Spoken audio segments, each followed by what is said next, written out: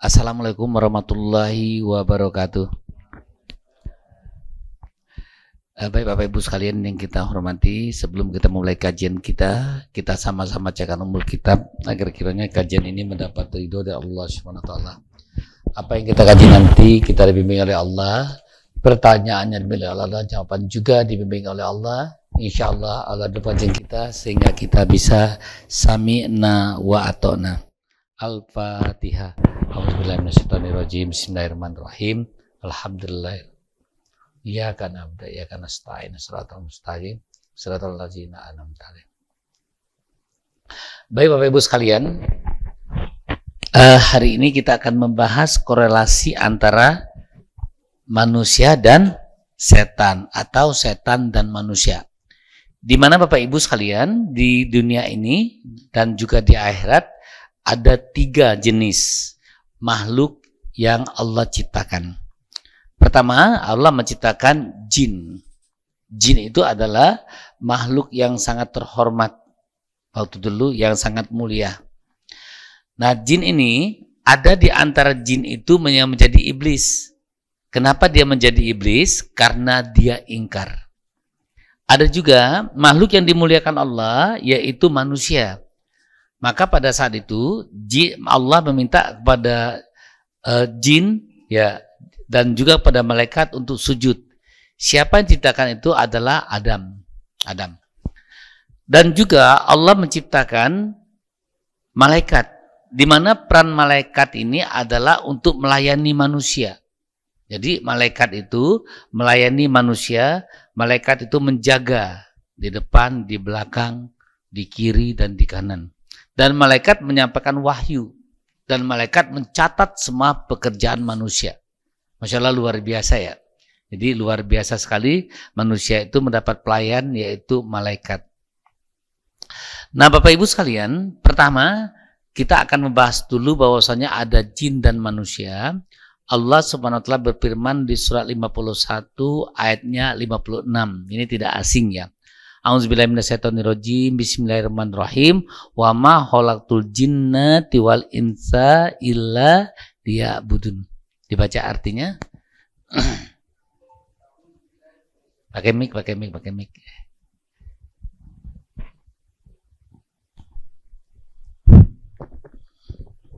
A'udzubillahiminasyaitonirrajim. Aku tidak menciptakan jin dan manusia melainkan agar mereka beribadah kepadaku. Nah, Allah jelaskan. Mic-nya kasih ke Ustaz. Wa ma khalaqtul jinnati wal insa. Aku tidak menciptakan jin dan manusia melainkan agar mereka itu ibadah. Jadi jin juga ibadah kepada Allah, manusia juga ibadah kepada Allah. Sekarang pertanyaannya, kok ada iblis? Ya, iblis itu adalah dari 2 jenis. Satu dari jin yang membangkang, yang kedua dari manusia yang membangkang. Maka terjadi iblis itu ada yang bisa dilihat, ada yang tidak bisa dilihat. Yang tidak bisa dilihat dari jenis jin. Dari jenis manusia ada yang bisa dilihat.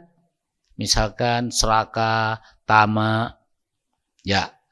Dan malam-malam hari itu ada lagi iblis yang diskotik-skotik, di kapi-kapi, baju 2 jarin, itu iblis. Itu iblis. Jadi, loh, kok kita bilang iblis? Nanti akan kita bahas ayatnya. Jadi yang kita bicarakan semua ada ayatnya. Kita tampilkan PPT-nya. Ya. Korelasi manusia dan iblis, ya, dan iblis. Pertama, tagnya manusia dan iblis itu bermusuhan. Itu bermusuhan. Ya. Kita buka surat 7 ayat 22.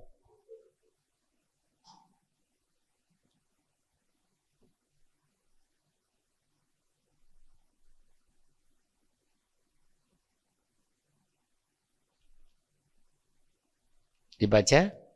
Apa?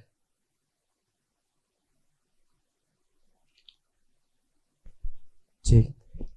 Artinya kasih Habib nanti. Ya.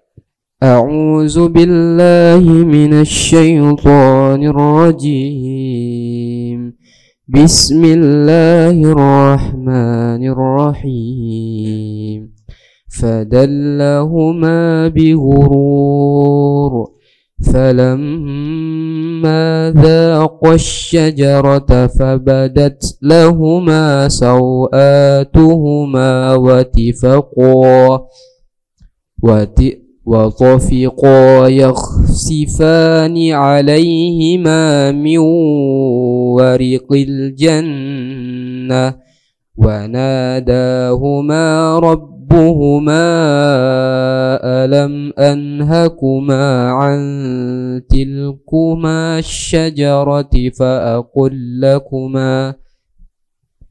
وأقل لكما إن الشيطان لكما عدو مبين. Kasihan.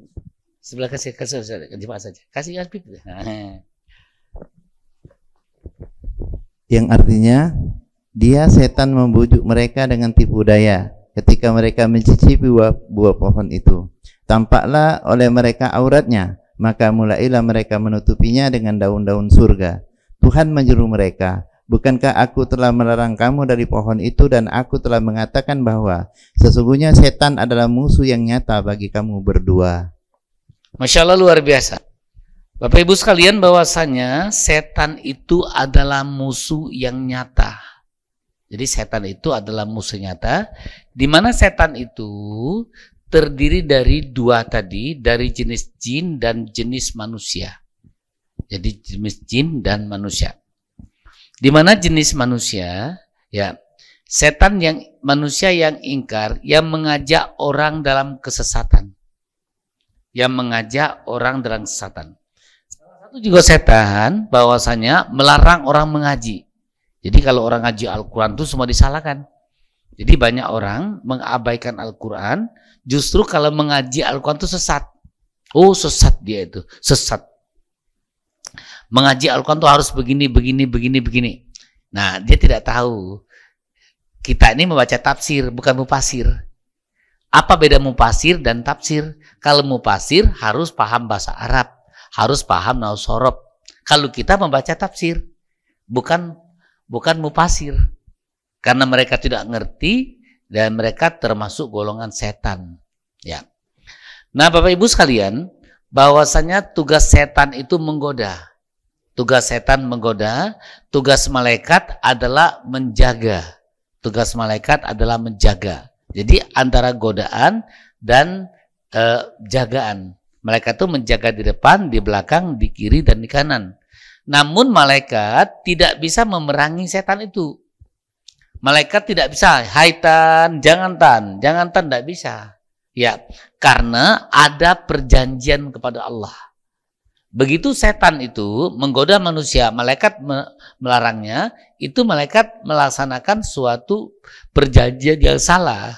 Karena antara Allah dan iblis ada suatu perjanjian. Kita buka ayat berikutnya, sesi PPT berikutnya. Ya. Ya. Al-A'raf 16-17. A'udzu billahi minasy syaithanir rajim.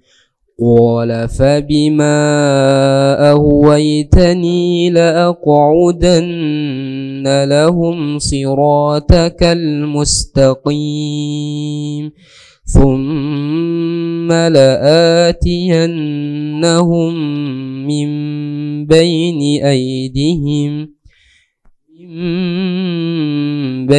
أيديهم ومن خلفهم وعن أيمانهم وعن شمائلهم ولا تجدوا أكثرهم شاكرين. Yang artinya, iblis menjawab, karena engkau telah menghukum aku tersesat, pasti aku akan selalu menghalangi mereka dari jalanmu yang lurus. Kemudian pasti aku akan mendatangi mereka dari depan, dari belakang, dari kanan, dan dari kiri mereka. Dan engkau tidak akan mendapati kebanyakan mereka bersyukur. Masya Allah, luar biasa ya. Kita dapat informasi dari Allah. Iblis itu menjawab. Sesungguhnya pada saat Allah SWT menyuruh iblis, menyuruh jin untuk bersujud pada Adam, dan malaikat juga bersujud pada Adam, maka dengan kesombongannya iblis ini, dia masih menanamkan mindset dirinya, aku lebih bisa, aku lebih paham. Maka Bapak Ibu sekalian, pada saat kita belajar ataupun diinformasikan dari orang, kita hilangkan dulu mindset kita. Tapi iblis itu membuat mindset manusia atau membuat mindset jin tadi, aku lebih hebat. Sama misalkan Ustadz Habib ditanya, Bib, nanti kita ke Poligon. Nah, sesudah sebelum ke Poligon kita mampir dulu makan soto. Habib punya mindset sotonya soto Pak Amir. Padahal yang mengajak tadi di soto di Merdeka. Maka kalau Habib ini, ya dia tidak diikuti setan, nanti kita ke Poligon, nanti kita mampir ke soto. Ditanya, sotonya soto mana? Ya, tapi Ustadz Habib tadi, mindsetnya soto Pak Amir Simpang Polda. Ya, itu adalah iblis yang merayu kita. Tapi kalau dia mengosongkan diri, ya, seperti malaikat, disuruh sujud-sujud. Malaikat tidak menanyakan aku lebih dulu ciptakan. Malaikat tidak menanyakan aku dulu lebih ciptakan. Dan malaikat melihat siapa yang memerintah itu. Tapi iblis dia punya mindset aku lebih dulu diciptakan. Aku sudah bisa. Aku sudah apa. Nah maka Bapak Ibu sekalian, agar kita tidak dimasuki iblis, pada saat kita berbicara apapun, belajar apapun, kosongkan diri kita. Kosongkan diri kita. Termasuk kita misalkan belajar ngaji, ya kemarin itu saya juga ada seorang ustadz kita juga pada saat dia ngimam ada yang harus diperbaiki na'an-am itu ya. Oh dia langsung sudah stop kita. Stop. Kenapa demikian? Ini iblis yang udah dia ini. Kalau dia tidak iblis, dia mendengarkan dulu, merespon dulu. Tapi dia lebih mengutarakan lagi. Oh, sudah stop. Ya, karena iblis itu mengganggu dari depan, di belakang, di kiri dan di kanan. Ini ganggu iblis. Dan Allah jelaskan sesungguhnya silakan, tapi engkau tidak bisa menggoda orang-orang yang ikhlas. Tidak bisa menggoda orang yang ikhlas. Jadi kalau kita itu ikhlas, kita merendahkan diri kita, kita mendengarkan, setan tidak bisa tergoda. Tidak bisa menggoda. Ya. Ini contoh, mohon maaf. Saya waktu belajar di Yayasan Khazanah Kebajikan 12 tahun yang lalu, ya sebelumnya saya itu maaf ya, saya pembisnis ya, pembisnis. Tapi di situ saya datang dengan baju koko, baju biasa, tas yang biasa. Saya tidak menanyakan, mempromosikan siapa diri saya. Di situ saya disuruh ngurut. Saya disuruh mijit. Saya disuruh ngerok. Disuruh beliin kue, beliin. Disuruh ngepel. Saya tidak mengatakan bla bla bla bla. Ya. Masya Allah luar biasa, begitu mereka datang ke Palembang, bukan kita hebat, bukan apa ya. Oh, tanggapan mereka tadi kita dari kampung bla bla bla bla. Kita kosongkan semuanya. Kita kosongkan semua. Begitu kita kosongkan semua, terisi. Tapi begitu kita mengatakan aku begini, di situ setan mulai berperan. Kita merasa hebat. Maka dalam kehidupan kita tidak boleh memenuhkan botol itu, kosongkan botol kita. Dimanapun kita berada. Misalkan kita ahli sopir. Pada saat ada instruksi dari nyopir, kita kosongkan. Seolah-olah benar-benar kita itu belum bisa dan kita akan menerima semua informasi itu. Agar setan tidak masuk dengan kita. Atau bunda-bunda disuruh buat rendang, yang menyuruh buat rendang tadi begini, kosongkan ilmu kita yang selama ini membuat rendang. Maka akan masuk semua ilmu itu akan kita dapatkan. Tapi pada saat kita mengatakan aku sudah biasa membuat rendang, maka itu setan berperan.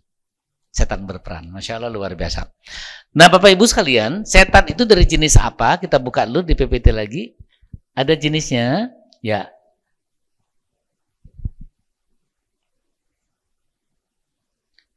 Dibaca artinya aja Habib, apa-apa. Silakan teman-teman. Kasih sama Habib, Nah.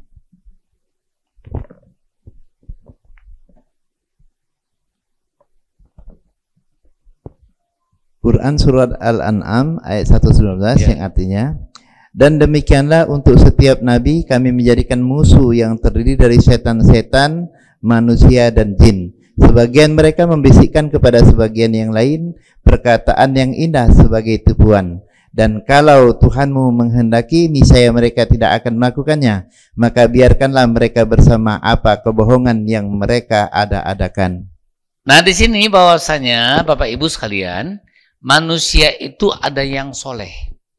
Jin juga ada yang soleh di surat jin. Di antara kami ada yang soleh. Jin juga ngaji. Ngaji. Ya, ini dia kita ngaji sekarang. Jin WA di grupnya. Sabtu, Minggu, tanggal 31 ada ngaji di Masjid Al-Furqon. Datang dia. Dia datang. Jin juga ngaji. Dia mendengarkan ayat-ayat Allah itu. Dan dia sampaikan kepada kaumnya. Maka sifat jin, dia mendengarkan ayat Allah, dia sampaikan.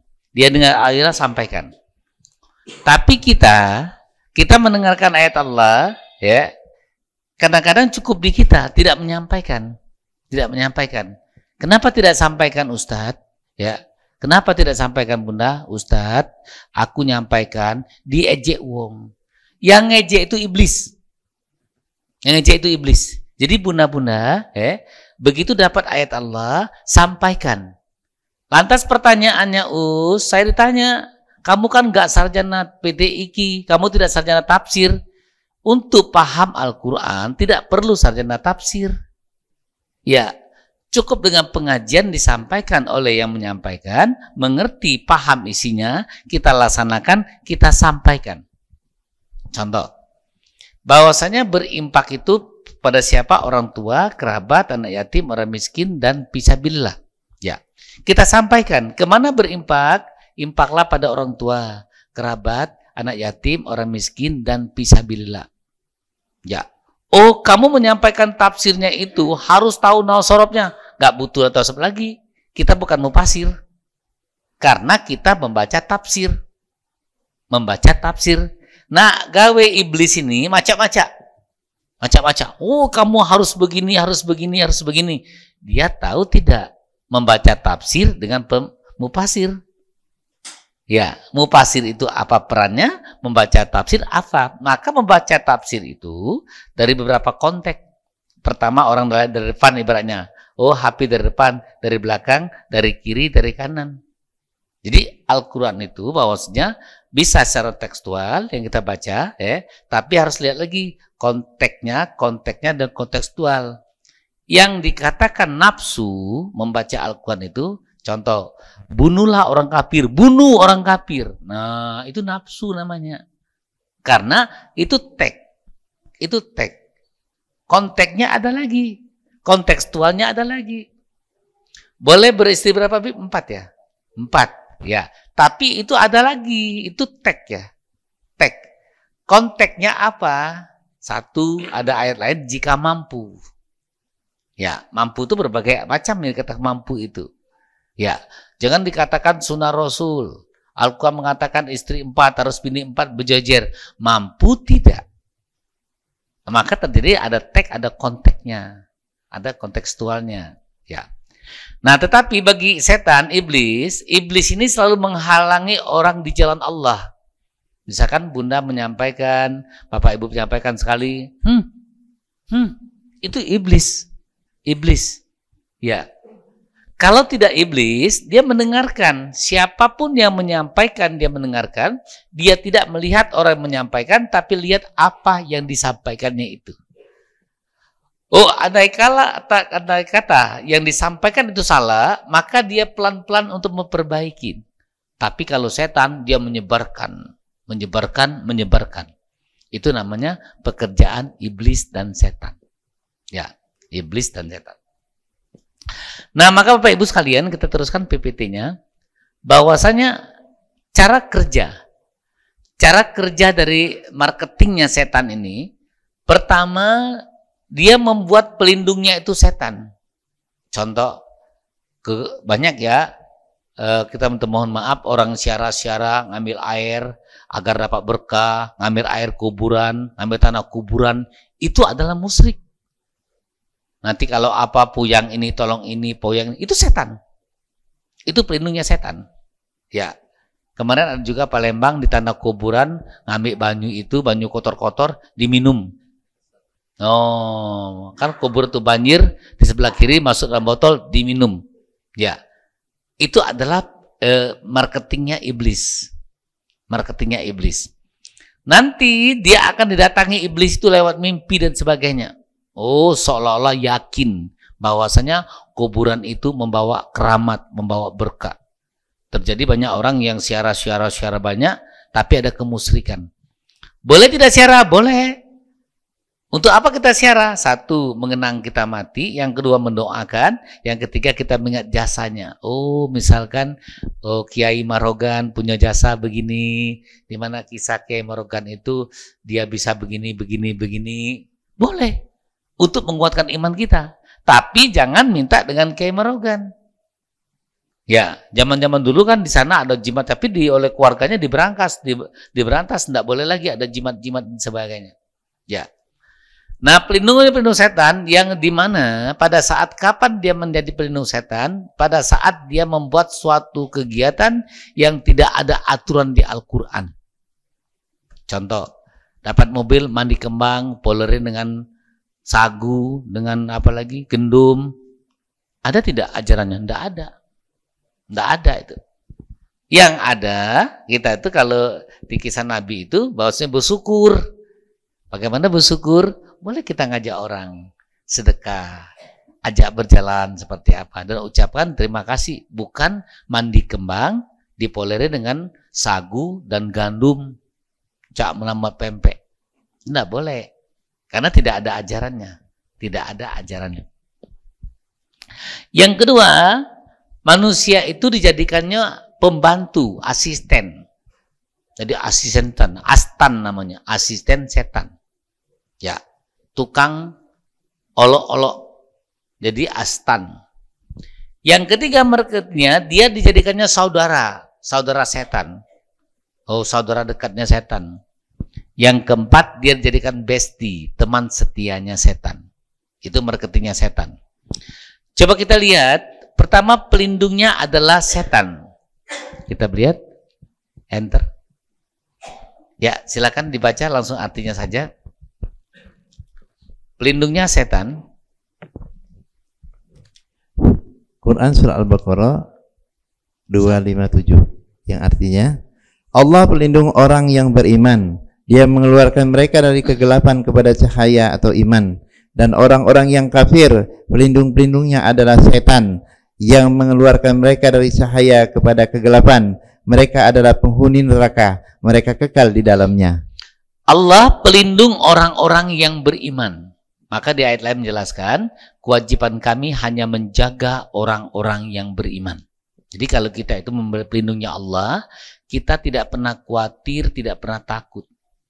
Tidak pernah khawatir, tidak pernah takut. Karena Allah berjanji bahwasanya kewajiban kami menjaga orang-orang yang beriman. Siapa kami? Allah, ada malaikat jaga. Dan juga ada utusannya. Siapa utusnya? Manusia. Pada saat dia tidak punya apa-apa, Allah utus manusia itu. Dan juga nanti Allah menjelaskan di surah 40 itu, menjelaskan seketika tidak ada manusia yang menolong lagi, maka nanti Allah utus malaikat. Allah utus malaikat menjaga kita. Kita kasih contoh. Pada saat Maryam mau melahirkan, itu tidak ada yang percaya bahwasanya Maryam itu mengandung anaknya siapa? Nabi Isa ya, Isa. Ya, orang mengatakan selalu Maryam itu berzina. Ya, tidak ada yang percaya lagi. Pada saat Maryam mau melahirkan, Allah utus malaikat berupa manusia. Wahai Maryam, gerakkan kakimu. Hentamkan kakimu di batang kurma itu. Dihentamkan, turun buah kurma itu. Ya, turun buah kurma. Pada saat Maryam dijaga, ya, Maryam tidak ada yang mengawasi lagi. Maryam mau makan apa? Maryam berdoa, ya Tuhanku, berikan aku hidangan dari langit. Allah utus malaikat memberikan. Insya Allah luar biasa. Pada saat siapa lagi? Nabi Musa. Nabi Musa pada saat terjepit, tidak ada yang menolong lagi. Bahkan pengikutnya sudah ragu dengan Musa. Pada saat sudah berlari, di lautan. Apa kata pengikutnya? Nisa, udah laut ini Musa, udah laut ini Sa. Nabi Musa tetap tenang. Maka Nabi Musa mengutus malaikat untuk membisikkan kepada Musa, wahai Musa, pukulkan tongkatmu. Ya, pukulkan tongkatmu. Jadi ada suatu acting, dipukulkan tongkat itu, maka terbelah lautan itu. Ini cara Allah menolong manusia. Ya, pada saat tidak ada yang menolong lagi, pertolongan Allah, manusia tidak percaya lagi pada dia, nanti Allah utus malaikat yang menolong. Ini tidak ada ayatnya lagi. Ada ayatnya lagi, tapi belum kita sampaikan di sini. Nah, Allah pelindung orang-orang yang beriman, tetapi orang-orang yang kafir pelindungnya setan. Contoh, sholatnya menyembah patung, menyembah apa lagi, menyembah kayu, menyembah apa lagi gitu ya.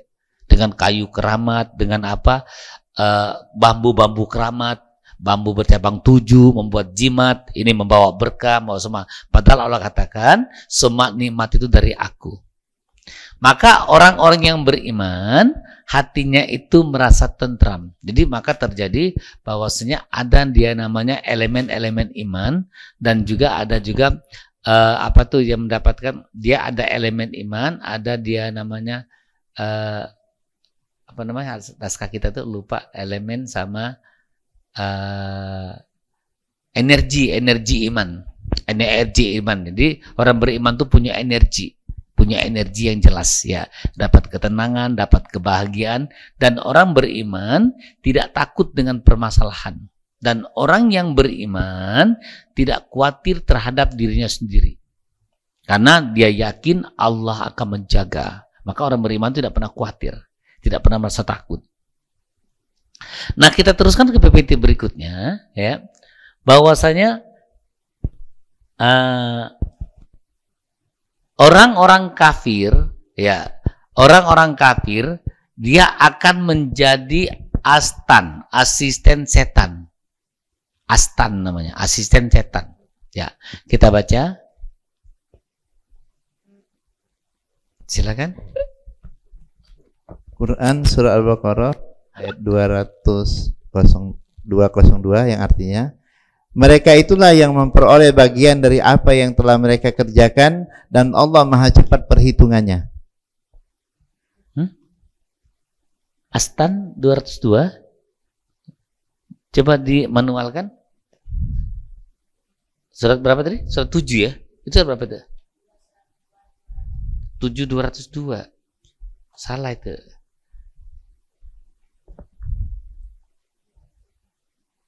Ya, 7 itu. 7.202. Ya. Diperbaiki 202. Quran surah Al-A'raf 202 yang artinya, dan teman-teman mereka orang kafir dan fasik membantu setan-setan dalam menyesatkan, dan mereka tidak henti-hentinya menyesatkan. Masya Allah, luar biasa informasi ini. Dan teman-teman mereka orang kafir dan orang fasik itu menjadi pembantu setan, astan, asisten setan. Contoh, orang astan itu orang-orang narkoba itu, misalkan merayu nih Ustaz Habib, cobalah dulu sedikit, coba be, jangan penasaran be harganya, yang penting sudah nyobo, sudah nyobo ternyata enak narkoba ini. Nanti Ustaz Habib dijadikan, kalau dulu punya uang, jadikan asisten tukang beli atau tukang apalah pelayannya. Nanti setelah itu Ustaz Habib juga akan merasa enak, dia akan mengajak orang lain juga. Maka keburukan ini berantai. Dia menjadi astan, asisten setan. Mengajak orang berbuat fasik. Itu cara setan. Cara setan. Bagaimana setan itu sama seperti kita. Ayo kajian di Al-Furqan setiap minggu pagi, kan? Setiap minggu pagi, WA teman, WA lagi. Alhamdulillah belum ada yang ikut. Nah, apa-apa. WA lagi. Ya, kami ada kajian setiap minggu pagi. WA lagi. Nah, pun setan, ya, dia WA juga. kepada grupnya. Ya, WA juga pada grupnya. Dan setan mengajak lagi. Di mana setan tadi? Ya, sama-sama setan. Malam ini ada pesta anak Rohiba sama Sopar di mana misalnya Tanggo Buntung. Ya, sudah acara KG, ada pesta terbuka untuk on. Dia ajak juga. Astan itu namanya, Astan, asisten setan. Ya, mengajak orang on. Dijawabnya, oh belum ada modal nih, tenang be, kagek ku traktir, atau tenang be, gek ku utangi, atau tenang be, gadi kesongket saja. Itu namanya astan, asisten setan. Jadi asisten setan itu selalu mengajak orang berbuat tidak baik, dan asisten setan selalu mencegah orang berbuat baik, mencegah orang sedekah. Contoh misalkan Bapak mau sedekah nih 10 juta dengan Ustaz Habib, kata yang sebelah nggak usah, kebanyakan 2 juta aja. Itu astan, asisten setan. Dia tergoda, digoda oleh astan. Atau bunda-bunda mau ngaji, lantas yang bilang nggak usah kajian di Al-Furqan tuh sesat. Ya, sesat. Itu astan. Karena dulu juga ada teman saya kuliah, itu Al-Furqan itu katanya hijrah apa tuh, jihad itu ada menjadi jihad itu sesat Ustaz. Sesatnya di mana? Sesatnya di mana? Kamu sudah masuk atau belum ke sana? Sudah masuk belum? Oh itu kan ajaran keras, sesat dia itu. Loh, kok kita bisa mengklaim orang sesat? Sekarang pertanyaannya, sudah belum kamu masuk ke sana? Yang kesesatannya mana? Jurnalnya mana? Yang disesatkan siapa? Tindakannya apa? Tapi enggak, pasti sesat. Nah ini setan itu. Astan itu. Astan. Saya mendengar teman saya kuliah bicara dengan saya. Ya. Maka kemarin waktu dulu saya ajak, ayo kita ke sana. Kita mampir. Nanti kalau ada kesesatannya, kita buat jurnal, kita menghadap dengan ketuanya. Dan siapa yang disesatkan itu? Nah, itu namanya astan, asisten setan. Coba kalau orang nggak tahu, sudah sesat. Nah, orang-orang yang asisten setan selalu memutar balik kebenaran. Selalu memutar balik kebenaran. Kita nggak usah jauh-jauh. Di Palembang ini ada yang mengatakan, ya kakak itu sesat. Sekarang sesatnya di mana? Sesatnya di mana? Alhamdulillah ada juga yang mengamati, yang mereka mengerti. Dia tanya, syahadatnya bagaimana? Sholatnya bagaimana? Kiblatnya bagaimana? Kehidupannya bagaimana? Aturan hidupnya bagaimana? Kalau semua tidak menyeleweng, berarti tidak kesesatan. Yang dikatakan sesat itu, ya menyeleweng dari aturan Al-Quran. Contoh, ada pengajian. Oh, pengajian itu kalau masuk pengajian yang perempuan itu boleh dia berhubungan sama ustadz-ustadznya, kan ada di Facebook itu. Nah itu baru dia melanggar Al-Quran. Ya, melanggar Al-Quran. Nah kita teruskan lagi. Ya, ada yang menjadi apa? Menjadi saudara setan. Siapa menjadi saudara setan? Ya.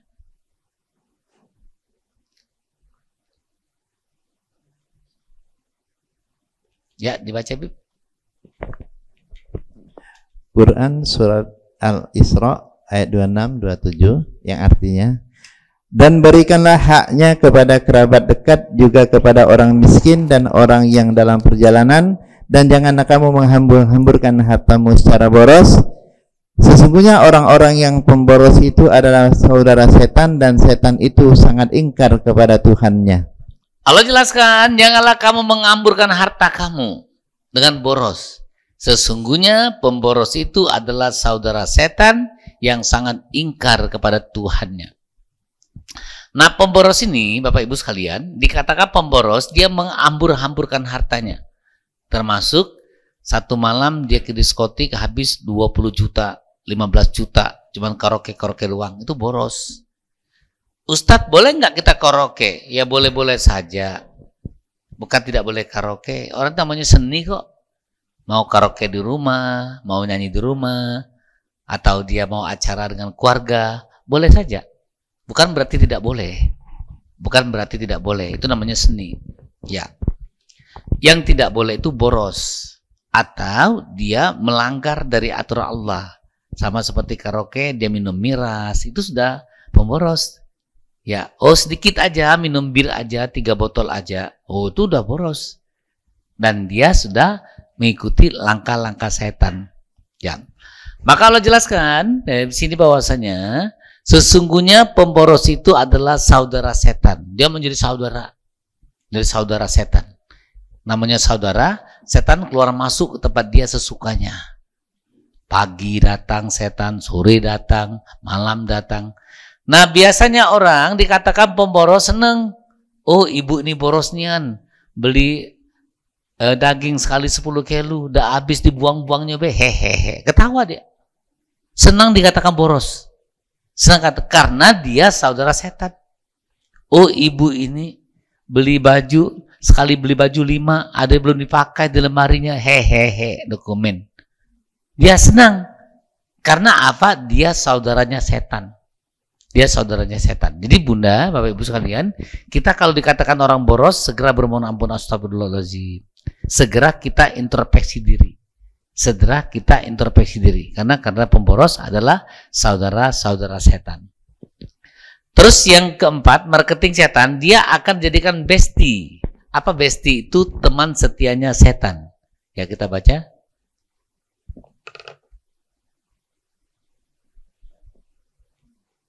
43 ayat 36.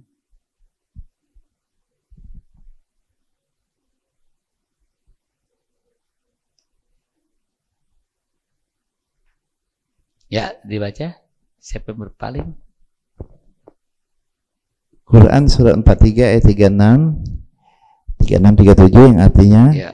Dan barang siapa berpaling dari pengajaran Allah yang Maha Pengasih, yaitu Al-Quran, kami biarkan setan menyesatkannya dan menjadi teman karibnya. Dan sungguh mereka setan-setan itu benar-benar menghalang-halangi mereka dari jalan yang benar, sedang mereka menyangka bahwa mereka mendapat petunjuk. Nah, barang siapa yang berpaling dari Al-Quran, maka dia akan diikuti setan. Dan yang hebatnya, dia merasa mendapat petunjuk. Apa katanya? Saya dapat wahyu. Ya, contoh Alia Eden dulu ya, ada Jibril, ada Mikail gitu ya. Dia merasa mendapat petunjuk. Dan dia dalam mimpi selalu banyak mimpi. Mimpi saya begini, begini, begini. Saya dapat petunjuk ini, dapat petunjuk ini. Bahkan lebih hebat lagi dia mengaku dapat wahyu. Sedangkan wahyu itu kan terakhir pada nabi kita ya, nabi kita lewat Jibril. Nah, pengikut setan merasa mendapat petunjuk dan selalu merasa diri benar. Dia jadi bestie setan. Di mana dia bestan, makan sama setan, tidur sama setan, bekerja sama setan, bisnis sama setan semua itu.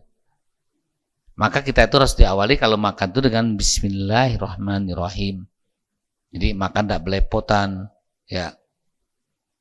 Nah, terjadi juga makan sama setan, kita kadang-kadang mohon maaf Bapak Ibu sekalian, tanpa dari kita ini kadang-kadang sendawu sudah makan depan orang ramai.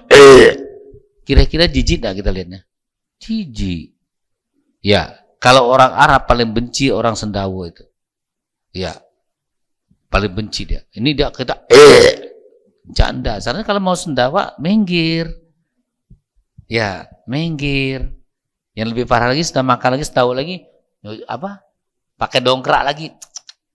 Sudah itu ambil minum, kumur-kumur lagi, orang masih makan. Karena apa? Bestie setan. Bestie setan. Kira-kira bunda lagi makan bersamaan. Ada yang minum, kumur-kumur, ditelannya airnya. Ya, sambil gosok gigi lagi, sudah itu tahu. Gimana rasanya? Habis selesai makan kita. Wassalamualaikum warahmatullahi wabarakatuh. Stop makannya. Seenak pun apa makanan pasti stop kita. Ya, karena orang bestan itu merasa biasa saja. Bestie setan dia tidak bisa tahu lingkungan. Yang penting saya jadi. Seperti saya jadi. Bestan tidak peduli. Tidak peduli. Dan bestan, ya namanya orang jadi bestie setan, yang penting saya jalan. Contoh, kemarin itu ada wali santri datang pas saya di depan, di resepsionis, nggak pakai jilbab, langsung mau salaman. Ustadz, ini bestan bener. Yang penting ketemu, dia harus siapa? Yang ditemuin siapa? Ya, mau salaman nggak pakai jilbab. Mau nggak kita salaman? Nggak mau. Bahkan kita nggak mau salaman ke kaum mukrim kita. Ini dong, langsung aja. Karena bestan, besti setan. Karena tidak, orangnya bestan itu tidak akan diberi furqan, tidak bisa membedakan yang benar dan yang salah. Tidak bisa membedakan yang benar dan salah. Dan juga bestan makan dengan setan juga. Coba lihat Bunda. Coba kita lihat dalam kehidupan. Pada saat kita makan orang pesta, yang bestan itu kalau ngambil itu sekop penuh, udah habis bestan. Tapi kalau kita bukan besi setan, malu lihat orang kiri kanan lah. Malu lihat kiri kanan. Sudah ngambil satu, sudah. Nanti makan mau kenyang di rumah aja. Kita tempat orang pesta tuh hanya menghadirin, bukan sengaja nak makan. Ya, tapi kalau bestan, Allahu Akbar. Karena dimanapun tempat dia bersama setan. Ya. Nah, kita teruskan PPT-nya. Ya. Cara kita menghindar. Bagaimana sistem iklannya sudah? Tadi sistem iklan ya. Ya. Tadi sudah sistem iklan ya. Yang kedua apa PPT ini? Hah? Sistem iklan sudah tadi ya? Iya, sudah sistem iklan. Sistem iklannya, setan itu punya sistem iklannya. Pertama, ya, setan itu membela diri Islam. Kita buka surat 16 ayat 63. Ya.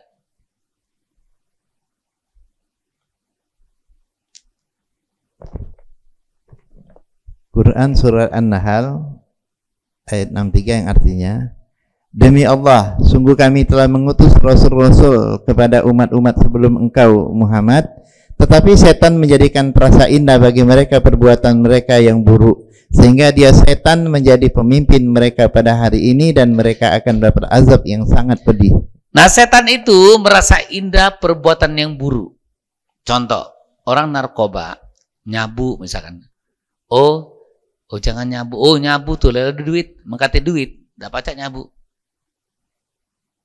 Itu terasa indah dan dia bangga menjadi tim narkoba. Dan dia bangga bahwa saya jangan korupsi. Oh, korupsi itu nah jadi pejabat. Enggak pejabat, enggak pacak. Dia bangga dengan perbuatan buruknya. Bahkan alhamdulillah sekarang ini ya insya Allah para pejabat-pejabat kita banyak yang sadar dengan kejadian beberapa hari ini, ya, dengan mencela-cela masyarakat sekarang ini, merasa dirinya hebat, dihancurkan oleh Allah. Dihancurkan oleh Allah. Insya Allah dengan kejadian ini mereka akan sadar. Mereka bangga dengan perbuatan buruk. Contoh, ada seorang wanita yang mengaku anaknya seorang pejabat juga, dia merasa depan forum dibicarakannya semua. Kayak tidak punya urat urat malu lagi. Ya, itu setan. Kalau dia manusia yang itu malu menjelaskannya. Ini semua dijelaskan depan forum yang ramai. Itu namanya setan. Dia merasa bangga perbuatan buruknya itu. Kalau bukan setan, malu. Itu aib saya. Itu aib saya masa lalu. Dia simpan dengan baik. Ini semakin dikorek, semakin dipentangkan. Dan dia semakin bangga. Itu namanya setan. Ada yang bertanya, Ustadz, kenapa ada Mr. L itu cak dekati urat malu lagi? Karena setan. Dia merasa bangga bisa menggoda suami orang, dia bisa merasa bangga bisa menghancur rumah orang tahanan, dia merasa bangga bahwasanya perbuatannya perbuatan yang keji itu setan. Ya. Dan setan itu terasa indah. Pertama, yang dimerasa diindah, setan itu menggoda kita dengan harta. Harta, wanita, sawah ladang, udah pilihan, emas dan perak. Terasa indah kita punya harta yang banyak, tapi dari mana harta kita milikin? Misalkan mobil Ferrari-nya 5, dari mana dapatnya? Dari mana dapatnya? Dia merasa bangga emasnya banyak, merasa bangga berangkasnya besar, dolar semua, emas semua, merasa bangga. Itu adalah perbuatan setan. Ya, sistem iklannya setan. Setan itu merasa bangga apa yang dimilikinya itu. Terus lagi, sistem marketingnya setan ayat berikutnya, ya. 1287.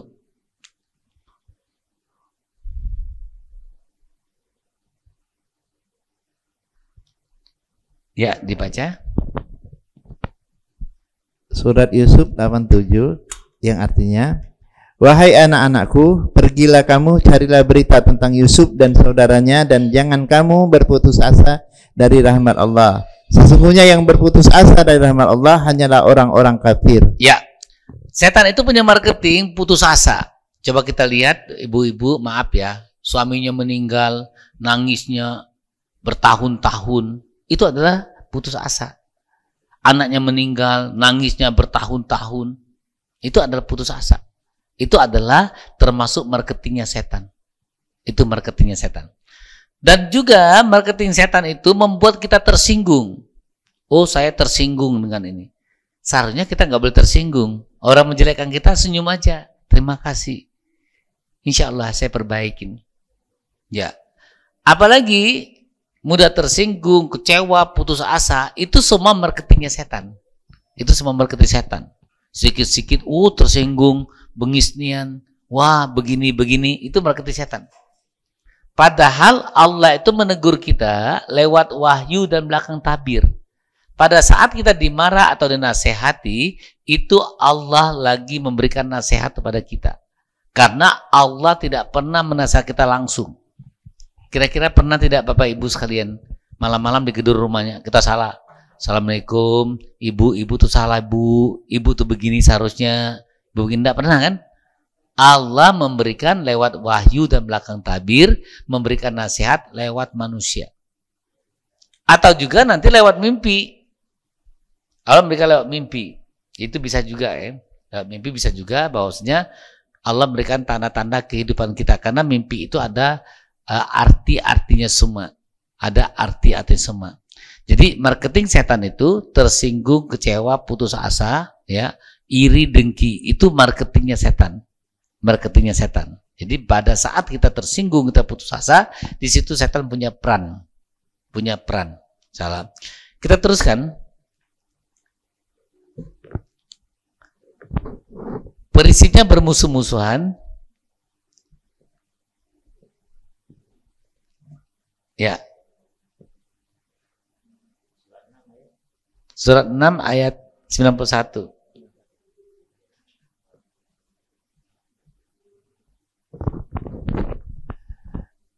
Quran surat 6 ayat 91 yang artinya, mereka tidak mengagungkan Allah sebagaimana mestinya ketika mereka berkata, Allah tidak menurunkan sesuatu pun kepada manusia. Katakanlah Muhammad, siapakah yang menurunkan kitab Taurat yang dibawa Musa sebagai cahaya dan petunjuk bagi manusia? Kamu jadikan kitab itu lembaran-lembaran kertas yang bercerai-berai. Kamu memperlihatkan sebagiannya dan banyak yang kamu sembunyikan. Padahal telah diajarkan kepadamu apa yang tidak diketahui, baik olehmu maupun oleh nenek moyangmu. Katakanlah, Allah lah yang menurunkannya. Kemudian setelah itu biarkanlah mereka bermain-main dalam kesesatannya. Allah jelaskan bahwasanya kontak manusia itu bermusuh-musuhan. Ya. Padahal Allah mendirikan nabi itu tidak ada yang berselisih. Jadi di antara Nabi Adam, Nabi Ibrahim itu paralel. Nabi Adam itu ketuhanannya, ketauhidannya. Nabi Ibrahim maka kisah-kisah pembuatan Ka'bah itu adalah Nabi Ibrahim. Terjadi peristiwa-peristiwa Nabi Ibrahim. Nabi Isa juga suatu perjanjian tidak ada perdebatan. Nabi Isa juga sholat. Karena Nabi Isa dijelaskan di surat Maryam bahwasanya sesungguhnya aku adalah Isa putra Maryam, aku diperintahkan oleh Allah melaksanakan sholat dan berzakat selama aku hidup. Maka di Islam, agak Nabi Muhammad menjelaskan juga ada sholat. Jadi Nabi itu tidak ada perdebatan. Jadi Allah menciptakan Nabi itu tidak ada perdebatan. Namun terjadi perdebatan bahwasanya orang agama sebelah menjahatkan agama kita. Ya, agama kita. Kita punya pendapat bahwasanya di Al-Quran bla bla bla bla. Tapi dia mengatakan kita adalah domba yang tersesat. Domba yang tersesat. Ya. Berbeda dengan versi kita. Berbeda dengan versi kita. Dan versi kita itu sama dengan versi Nabi Ibrahim. Dan Nabi Ibrahim. Jadi sesudah Nabi Ibrahim, Nabi apa? Langsung Isa ya. Ya, ada Nabi Musa ya, Nabi Musa. Nah, di situ sama. Versinya sama. Versinya adalah ketuhanan kita. Ya, maka di sini terjadi manusia itu dibuat oleh Allah bermusuh-musuhan. Bermusuh-musuhan. Sama kemarin saya waktu di Medan, saya ngobrol sama tim-tim agama sebelah di Danau Toba, di kapalnya itu, ya, dia mengatakan bahwasanya kamu Muslim itu masuk neraka dulu, masuk neraka semua. Saya bilang enggak. Saya bukakan surat Maryam 771, saya buka surat Az-Zumar, ya, saya buka lagi di surat berapa ayat yang menjelaskan bahwasanya tidak masuk neraka. Saya buka Az-Zumar 68. Begitu kita buka dan suruh dia baca, apa katanya? Ustadz pakai Al-Quran apa? Saya bilang Al-Quran Indonesia. Ini boleh di-download. Kok berbeda ngomong sama Ustadz? Ya. Sekarang pertanyaannya, katanya Islam itu mesti masuk neraka dulu. Siapa dulu yang berbicara? Ustadznya mengaji apa? Karena di Islam ini banyak juga berpecah-pecahan. Ada yang mengaji Al-Quran dan hadis, ada yang mengaji cerita. Hadis juga, ada yang mengaji hadis yang doib juga, ada yang mengaji hadis yang benar, yang berhubungan Al-Quran. Yang benar itu Al-Quran dan hadis-hadis yang bukan yang doib, yang berhubungan dengan Al-Quran. Kalau dia mengatakan bahwanya Islam masuk neraka dulu, membantah Al-Quran. Membantah Al-Quran. Dan juga ada yang mengatakan orang hafiz itu dijamin masuk surga. Tidak ada di Al-Quran. Yang di surga itu orang bertakwa. Orang bertakwa. Ya, kalau dia hafiz bertakwa, tambah bagus surganya. Dia sudah hafiz, dia bertakwa, bagus surganya. Tapi kalau hafiz saja, orang agama sebelah aja ada yang hafiz Al-Quran, hafal Al-Quran. Apa dijamin masuk surga? Ya. Orang membaca Al-Quran dijamin masuk surga. Maksudnya, baca dilaksanakan. Baca dilaksanakan sehingga dia menjadi orang bertakwa, beriman kepada Al-Quran, kehidupannya itu berdasarkan Al-Quran, bukan hanya baca-baca saja. Kehidupan berdasarkan Al-Quran. Al-Quran itu bukan hanya dibaca Arab, tapi harus dikaji sehingga kita bisa sami'na wa ata'na. Ya. Kita teruskan. Bermusuh-musuhan. Cara menghindarnya bagaimana? Cara menghindarnya bagaimana? Kita buka surat 16 ayat 99.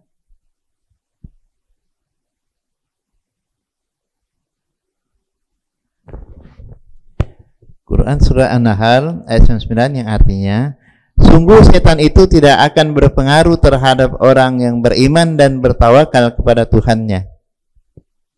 Sesungguhnya setan itu tidak berpengaruh kepada orang yang beriman dan bertawakal pada Tuhannya. Jadi Bunda, contoh, Bunda kehilangan motor pada saat ngaji. Cuma mengucapkan inna lillahi wa inna ilaihi rajiun. Ya Allah, permudahkan saya mendapatkan motor yang baru. Ya, kita tidak usah minta kembalikan motor itu. Ya Allah, permudahkan saya dapat motor yang baru. Ibu hilang motor. Iya, saya diuji dengan kekurangan. Doakan saya sabar dengan ujian ini. Maka akan hilang. Akan hilang. Kita kasih contoh, ada ustadz kita. Saya mengajarkan bahwasanya kalau kita tersenggol mobil kita oleh orang, kita jangan marah dan jangan minta ganti.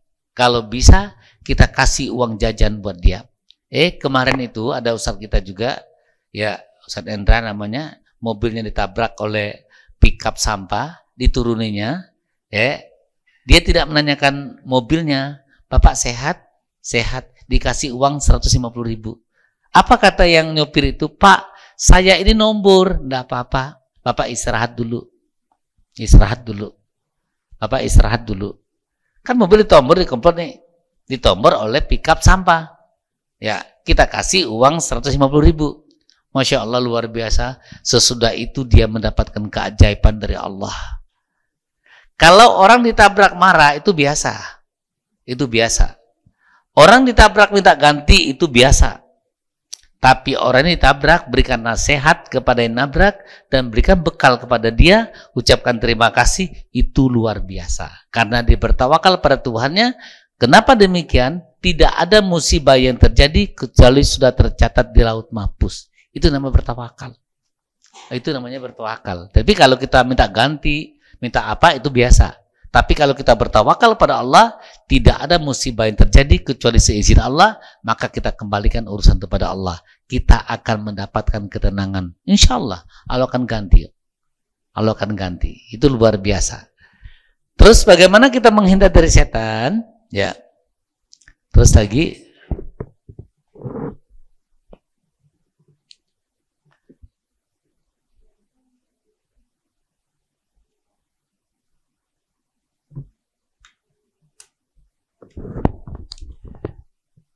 Quran Al-Baqarah 168 yang artinya, wahai manusia, makanlah dari makanan yang halal dan baik yang terdapat di bumi, dan janganlah kamu mengikuti langkah-langkah setan. Sungguh setan itu musuh yang nyata bagimu. Allah jelaskan, wahai manusia, makanlah makanan yang baik yang kami turunkan di muka bumi ini. Jangan kamu ikuti langkah-langkah setan. Coba kita lihat. Pertama, di Al-Quran diharamkan khamr, minuman keras. Yang kedua diharamkan babi. Dan yang ketiga bahwasanya kita itu hanya memakan dari hasil usaha kamu yang baik-baik. Hasil yang baik-baik. Janganlah kamu makan harta orang lain.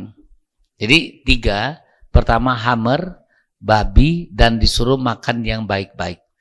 Begitu kita makan yang tidak baik, ini setan masuk. Kita kasih contoh. Zaman kita PKK, zaman SMP, pernah ingat Ustaz Habib, SMP kalau minum tangan kiri kan? Ya, tangan kiri. Minum tangan kiri. Itu kita SMP. Tapi Islam mengajarkan minum tangan kanan. Kan berbeda. Minum tangan kanan. Ini kan berbeda. Berbeda. Dan juga Islam mengajarkan ya bahwasanya dengan tata krama yang baik. Coba kita lihat kata tonju tu. Dengan itu akan berbeda. Akan berbeda. Coba misalkan Ustaz Habib, Ustaz, di mana HP saya tadi? Tuh Ustaz. Yang kedua mana? Tuh. Akan berbeda. Akan berbeda. Maka Allah katakan bahwasanya, jangan kamu ikuti langkah setan. Begitu kita makan yang tidak baik, ini berpengaruh pada tubuh kita. Berpengaruh tubuh kita. Akan terjadi pada tubuh kita. Ngomongnya sembarang, tingkah lakunya sembarang. Karena apa? Sesuai yang kita makan. Sesuai yang kita makan. Contoh, kenapa Islam itu melarang babi? Sedangkan di babi itu, Al-Quran diturunkan di Arab. Di Arab tidak ada babi. Di Arab tidak ada babi. Al-Quran diturunkan di Arab ya. Al-Quran tidak ada babi. Coba lihat, di Arab tidak ada babi. Daging babi itu sempurna dagingnya, bagus. Ya, bagus daging babi itu. Tapi di Al-Quran, Islam mengharamkan. Kenapa? Coba kita lihat dari kehidupannya. Pertama, babi itu secara psikologi suka gonta-ganti pasangan. Suka gonta-ganti pasangan. Dan babi itu hewannya LGBT. Sebelum dia berhubungan pasangannya, dia dengan LGBT dulu. Sama jenisnya dulu. Ya, sama jenisnya dulu. Jadi, manusia itu makan sesuai dengan apa yang dimakan. Akan menurut juga sifat-sifatnya itu juga. Yang memakan haram, ya, maka perbuatannya haram. Yang makan baik, perbuatannya baik. Maka kita disuruh meminta makanan yang baik-baik. Maka dari ayat ini, Al-Baqarah 168, akan masuk di Al-Baqarah 172. Coba manual 172. Al-Baqarah 172. Dibaca.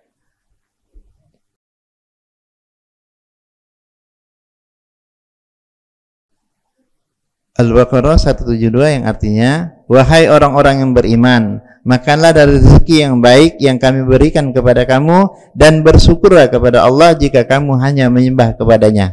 Ya. Allah jelaskan, wahai orang-orang yang beriman, makanlah rezeki yang baik-baik yang kami berikan pada kamu. Kok tadi orang manusia disuruh makan yang baik dan halal. Tapi orang beriman makan yang baik saja. Kenapa demikian? Karena orang yang beriman sudah tahu aturan. Oh, ini tidak boleh. Oh, kalau makan daging berarti harus dimasak dulu. Oh, kalau makan ini harus digini dulu.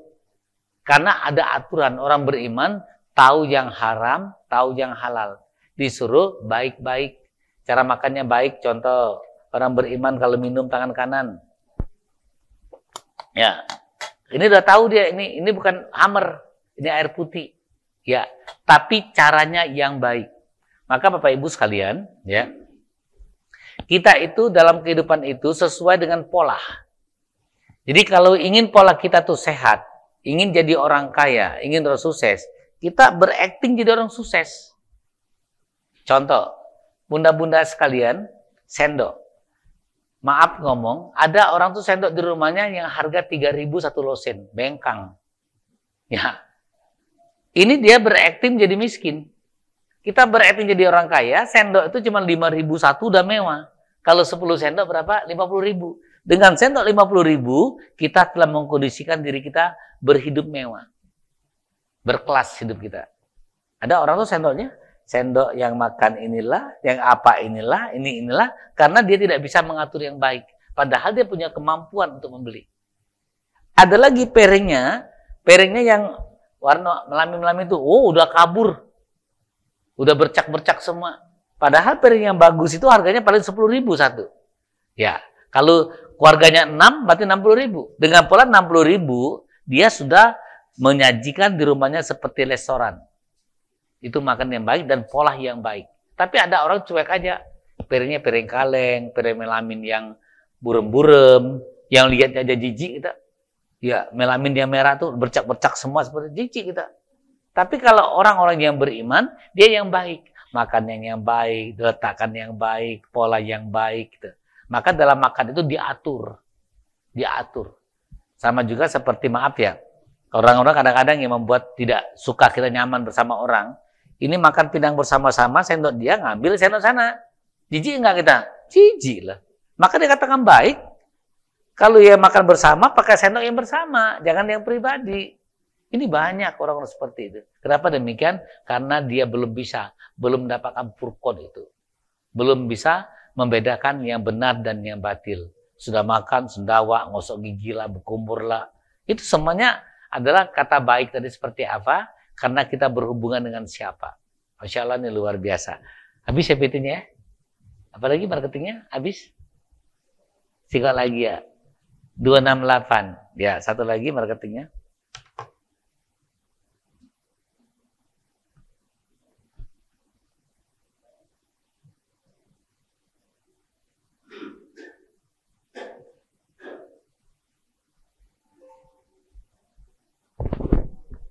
Quran surah Al-Baqarah ayat 268 yang artinya setan menjanjikan atau menakut-nakuti kemiskinan kepadamu dan menyuruh kamu berbuat keji atau kikir, sedangkan Allah menjanjikan ampunan dan karunia-Nya kepadamu dan Allah Maha Luas, Maha Mengetahui. Setan itu menjanjikan menakuti kamu dalam kemiskinan. Ya.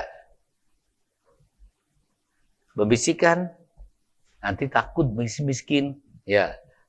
Agak begini. Sedangkan Allah itu menguatkan janji-janjinya. Allah itu selalu menyuruh kita bersedekah, berbuat kebaikan. Jadi Bunda, Bapak Ibu sekalian, uang itu jangan tabung di rumah, tabung sama Allah saja. Ada rezeki 20% keluarkan. Tabung sama Allah. Nanti pada saat kita butuh, Allah akan fasilitasin. Allah akan fasilitasi. Allah tidak menyuruh kita kikir. Jadi setiap rezeki yang kita dapat itu ada hak orang lain. Hak siapa? Pertama orang tua, kerabat, anak yatim, orang miskin, dan fisabilillah. Itu haknya. Nanti setelah dia menjadi harta, ada hak siapa lagi? Hak siapa? Orang miskin, termasuk mu'alaf, itu namanya zakat. Tapi kalau infak tadi 5. Akan berbeda antara infak dan zakat itu. Begitu kita dapat rezeki, ada hak 5 ini. Namun kalau kita tidak memberikan hak 5 ini, jangan harap rezeki kita akan subur. Jangan harap rezeki kita subur. Ustadz, saya tidak pernah kasih orang tua, cuma kasih orang miskin saja, anak yatim saja. Ibaratnya 5 pancuran, kalau cuma 1 kita kasih, pancurnya cuma 1. Tapi kalau 5-5 kita kasih, mancur semua. Mancur semua. Maka setan itu membisikkan, menakuti kita, menyuruh kita kikir. Kalau kita sudah kikir, jadi miskin, maka kita halal haram hantam. Karena kita sudah kekurangan. Halal haram hantam. Itu adalah bisikan-bisikan setan. Tapi kalau sudah cukup, kita tahu mana hak kita dan mana juga yang bukan hak kita. Masya Allah, luar biasa. 9:30 lebih ji. Habis satunya. Ya, boleh, baik. Baik, bagi Bapak, Ibu-ibu yang ingin bertanya, diaturi satu pertanyaan. Boleh. Assalamualaikum warahmatullahi wabarakatuh. Waalaikumsalam warahmatullahi wabarakatuh. Jazakallahu khairan Ustaz. Sudah menyampaikan materi ini secara menurut saya luar biasa. Masya Allah. Iya, tapi ada pertanyaan. Ini sebenarnya materi ini memang saya tunggu-tunggu. Masya Allah. Dalam Al-Quran itu dikatakan, saya lupa ayat surat berapa. Aku berikan engkau telinga, mata dan telinga dan hati. Di situ dikatakan dalam Al-Quran. Nah, ini masalahnya masalah hati. Hati ini, tolong koreksi Pak ya. Ya. Hati ini hanya milik Allah. Jadi tidak ada orang yang tahu hati kita selain dari Allah. Ya. Sedangkan manusia tidak tahu dengan hati kita, malaikat tidak tahu dengan kita. Nah, ini masalahnya setan. Ya. Setannya kan ciptaan Allah. Ya. Seperti sudah diuraikan oleh Pak Ustadz tadi, apa yang kita niatkan yang baik-baik itu, setan tahu itu yang jadi permasalahan yang ingin saya tanyakan itu. Ya. Malaikat tidak tahu apa yang kita niatkan itu. Manusia tidak tahu. Cuman kita dengan Allah yang tahu ini niat hati itu. Nah, ini yang diuraikan ini semuanya seperti yang baik-baik yang sudah diuraikan oleh Pak Ustadz tadi. Ya. Yang baik saja itu masih digoda oleh setan. Misalnya kita ingin sedekah 1 juta. Ya. Setan baik juga tapi digoda oleh setan. Digoda. Ya sudah 10.000 aja udah 1 juta. Ya. Baik, semuanya baik tapi godaannya setan. Ya. Kita tidak tahu, manusia tidak tahu dengan niat kita. Malaikat tidak tahu dengan niat kita. Nah, sedangkan hati ini milik Allah. Itu yang ingin saya tanyakan selama ini. Terima kasih. Assalamualaikum warahmatullahi wabarakatuh. Coba kita buka surat 863.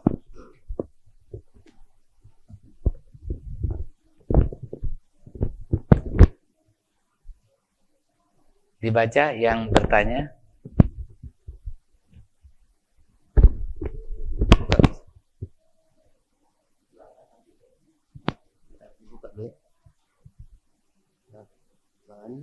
An-Anfal.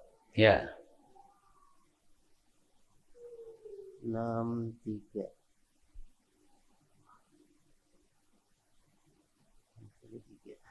Itu di depan ada.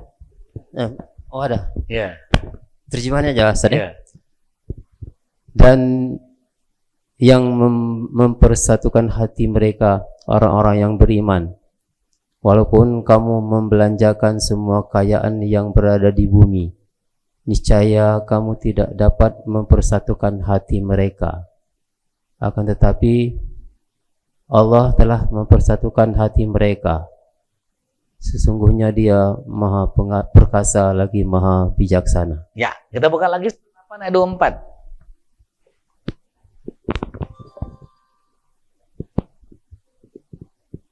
Hai orang-orang yang 8:24. Hai orang-orang yang beriman, penuhilah seruan Allah dan seruan Rasul apabila Rasul menyeru kamu kepada suatu yang memberi kehidupan kepada kamu. Dan ketahuilah bahwa sesungguhnya Allah membatasi antara manusia dan hatinya. Ya. Dan sesungguhnya kepadanya lah kamu akan dikumpulkan. Ya, saya tanya nih, Bapak, nak ngambil api wong, HP wong kita ambil nih, set kita ngambil, Di hati kita nih ngomong, jangan, dosa. Tapi ini berbuat kan? Ya, ini punya orang, ini HP ibu tadi saya ambil. Hati saya mengatakan tidak usah ini. Tidak usah, kan hati kecil kita. Di hati kita jangan begini. Tapi ini masih berlaku. Maka Allah membatasi hati dan manusia itu. Di hati kita mengatakan jangan, tapi kita masih berbuat. Ya. Tadi coba lihat, kita melihat yang, di hati kita, wah, kan ada hati, dulu hati, tapi masih berbuat karena di sini berlaku setan. Berlaku setan. Ya, setan berlaku. Dan Allah mempersatukan hati orang beriman. Maka orang beriman itu punya rasa kasih dia. Nyambung hubungannya. Kita ngaji seperti ini akan nyambung pada orang beriman. Orang tidak beriman dikatakan gila, dikatakan stres. Stresnya. Habib ngaji dari kilometer 14 ke sini, pegawai. Ya, jadi ada pemisah antara beriman itu. Dan juga di hati kita pada saat kita melakukan tidak baik, hati ini menolak. Hati ini menolak. Coba lihat pada hati menolak ya. Jangan. Tapi masih berlaku juga karena setan berlaku di situ. Ya, insya Allah.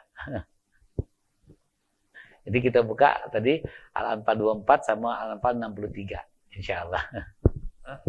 Ya. Bisa nambah Ustaz?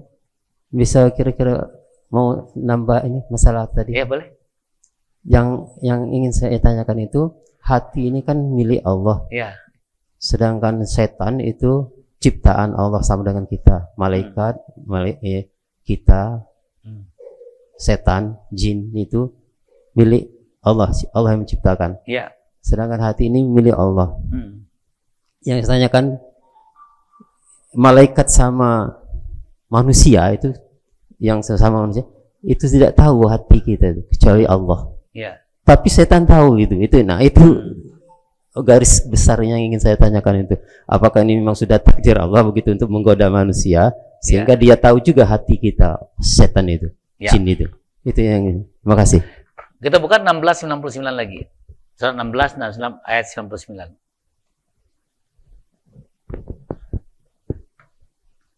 Ya. Sesungguhnya syaitan itu tidak ada kekuasaannya atas orang-orang yang beriman dan bertakwalah kepada Tuhan.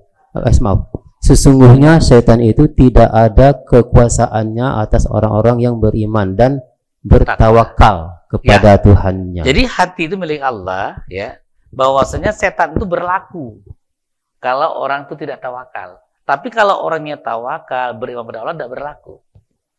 Karena di sini juga dijelaskan tadi, surat 7 tadi ya, silakan kau goda, tapi kau tidak bisa menggoda orang-orangnya ikhlas. Nah, jadi kalau kita lihat dari tadi, bahwasanya bagaimana marketingnya, surat 7 ayat 16 dia, ya, sesungguhnya akan kugoda dari depan, dari belakang, kiri, kanan. Allah katakan, silakan kau goda. Saya tampilkan surat 7 ayat 16. Surat 7 aja, ketik aja.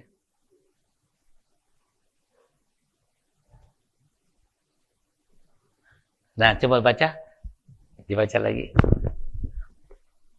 Iblis menjawab, karena engkau telah menghukum saya tersesat, saya benar-benar akan menghalang-halangi mereka dari jalan engkau yang lurus. Terus lagi. Kemudian saya akan mendatangi mereka dari muka dan dari belakang mereka, dari kanan dan dari kiri mereka, dan engkau tidak akan mendapati kebanyakan mereka bersyukur. Nah, jadi malaikat setan itu depan belakang, bagaimana dia menggoda, dia mencuri-curi perhatian. Tapi Allah katakan, silakan, tapi kau tidak bisa menggoda orang-orang yang ikhlas, orang bersyukur. Maka di 1699 Allah jelaskan, kau tidak akan bisa mendapatkan orang-orang yang ikhlas pada Allah. Silakan kau goda. Dan juga di surah An-Anfal 24, bahwasanya Allah akan memisahkan antara hatinya itu. Sebenarnya hati kita yang baik. Di Al-Anfal 63, Allah menjelaskan Allah akan mempersatukan hati orang beriman itu. Masya Allah, ini luar biasa. Luar biasa. Insya Allah berkah selalu.